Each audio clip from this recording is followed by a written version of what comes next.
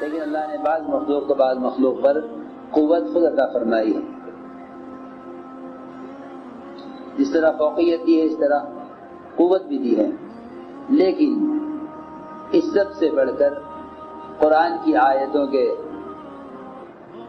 ایسی خصوصیات ہیں کہ جس میں ہر مخلوق مغلوب ہو جاتی ہے. ہر مخلوق مغلوب ہو جاتی ہے.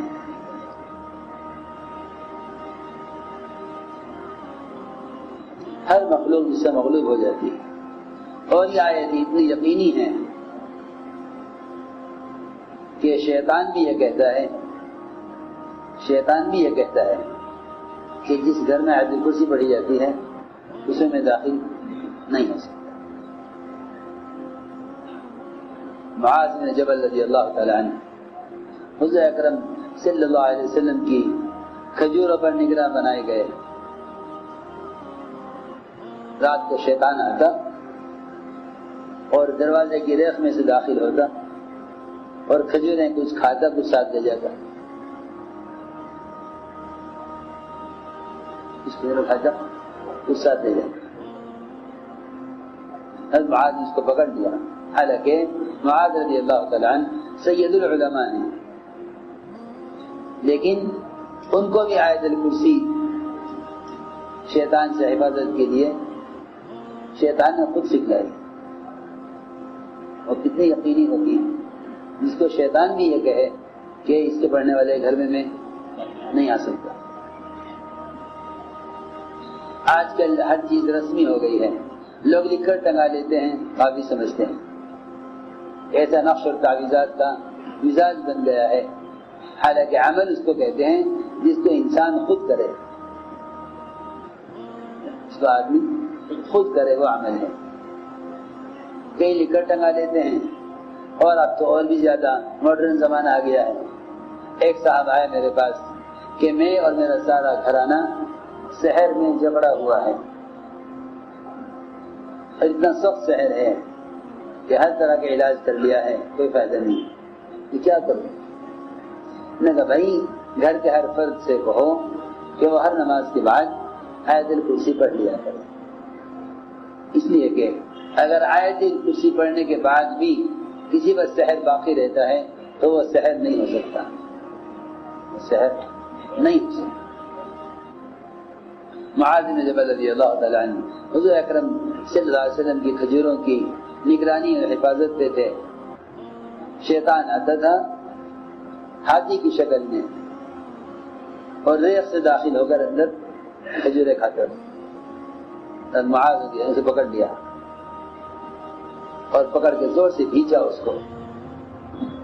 اس نے کہا ایسا زور سے کھینچا کہ وہ کہنے لگا کہ چھوڑ دو مجھے، اب نہیں آؤں گا. معاذ اس کو چھوڑ دیا. اگلے دن پھر آیا. صبح کا معاذ رضی اللہ عنہ نے عرض کیا حضور اکرم صلی اللہ علیہ وسلم سے کہ رات کھجوریں شیطان کھجوروں میں کھجوریں چرانے کے لیے آیا.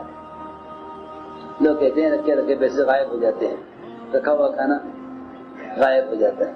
یہ ہوتا ہے، شیاطین جنات پریشان کرتے ہیں. اگلے دن پھر آیا. حضرت معاذ نے پھر پکڑ لیا اور میں اب نہیں چھوڑوں گا. میں نے کہا نہیں چھوڑ دو، میں بہت غریب آدمی ہوں، بال بچے دار ہوں،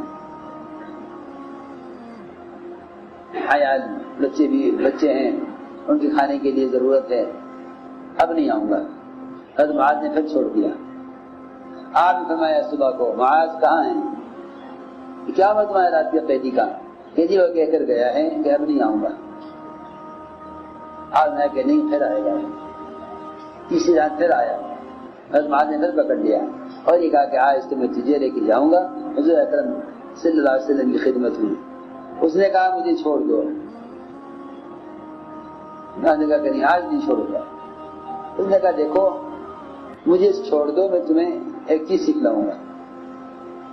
علم کا اتنا شوق کہ معاذ رضی اللہ عنہ نے اس شرط پر چھوڑ دیا کہ تم مجھے کچھ سکھلاؤ گے کہ دیکھو میں تمہیں ایسی چیز سکھلاتا ہوں کہ جس گھر میں پڑھی جائے گی اس میں ہم داخل نہیں ہو سکتے. 3 دن تک نہیں سکھلائی کیونکہ ضرورت پوری نہیں ہوئی تھی. جب ضرورت پوری ہو گئی تو سکھلا دی. کیا اب آنے کی ضرورت ہے نہیں. کھجور دکھانی تھی لینی تھی لے لی. اس سے پہلے نہیں سکھلائی. اسے معلوم ہے کہ میں نہیں آ سکوں گا، اتنی یقینی ہے. چنانچہ صبح کا معاذ رضی اللہ تعالیٰ نے آج میں حاضر ہے. وہاں پہلے اعلان ہو رہا تھا کہ معاذ کہاں ہے. آپ نے میں معاذ کیا وہ تمہارے رات کے قیدی کا. حضرت معاذ نے عرض کیا کہ وہ مجھ سے یہ کہہ گیا کہ اس گھر میں آیت کرسی پڑھی جاتی ہے اس میں داخل نہیں ہوتا، وہ مجھے یہ سکھلا کر چلا گیا ہے.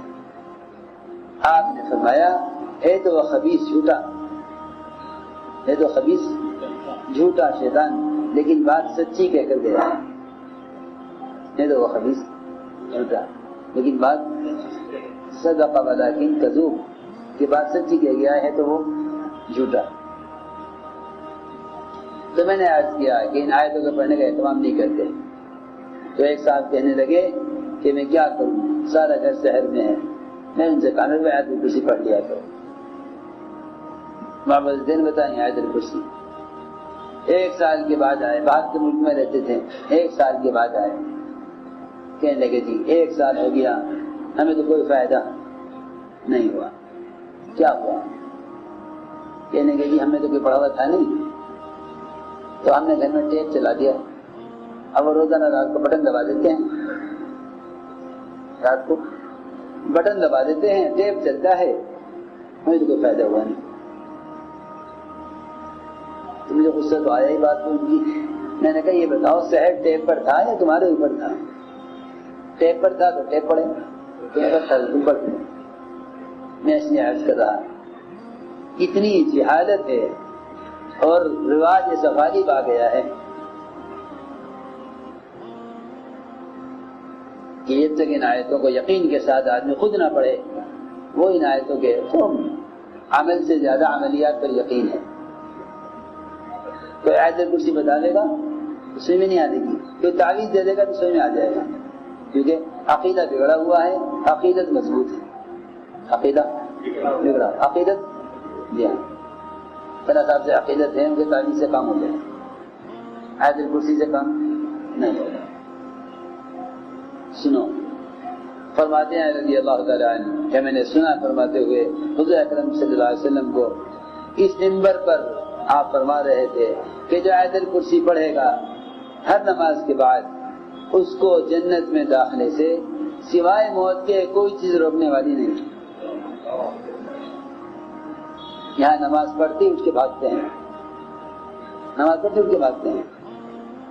آپ ہر نماز کے بعد جو شخص آیت الکرسی پڑھ لے اس کو جنت میں داخلے سے کوئی روکنے والا نہیں. فرمایا حضور اکرم صلی اللہ علیہ وسلم نے کہ جو آیت الکرسی پڑھے گا اپنے سونے کے وقت بستر پر لیٹ کر، اللہ تعالی اس کو بھی حفاظت سے رکھیں گے، اس کے پورے گھرانے کو بھی اور اس کے پڑوس کے گھرانے کو بھی اور ان پڑوسیوں کے گھرانے کو بھی. ایک آیت الکرسی پڑھی جائے تو سارا محلہ اللہ کی امان میں آ جائے.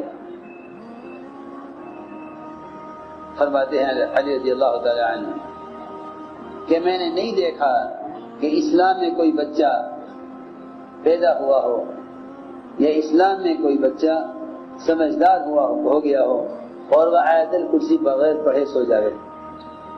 کیسا زمانہ ہوگا.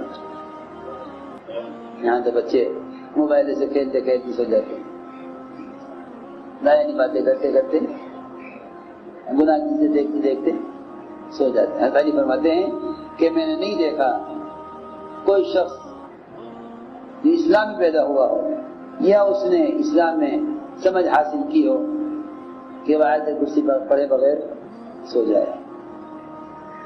فرمایا کہ اگر تم جان لیتے، کاش تم جان لیتے آیت الکرسی کیا ہے. یہ تمہارے نبی کو دی گئی ہے عرش کے نیچے کے خاص خزانے سے، اور تمہارے نبی سے پہلے کسی کو نہیں دی گئی. اور فرماتے ہیں رضی اللہ تعالیٰ عنہ کہ میں رات گزار نہیں سکتا جب تک 3 مرتبہ آیت الکرسی نہ پڑھ لوں. ایک تو عشاء کے بعد کی 2 رکعتوں میں، اور تیسرے اپنے وطر میں، تیسرے وطر میں، اور جب میں بستر پر لیٹتا ہوں اس وقت، ان 3 موقعوں پر میں آیت الکرسی پڑھے بغیر نہیں سوتا۔